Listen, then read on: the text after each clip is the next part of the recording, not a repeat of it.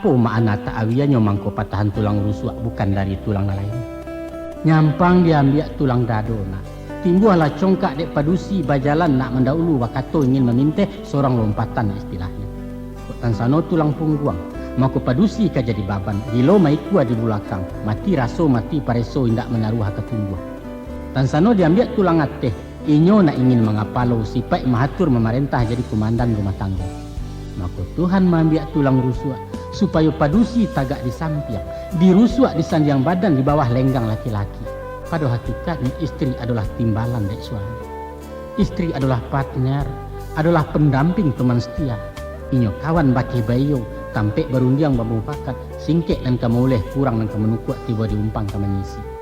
Sehingga dalam melayakan rumah tangga, nyo sahayun salacui, satanai salatakan satapak sapijaan, kaulu sarang tak galah kai dia sarang kuah dayung menuju pantai bahagia.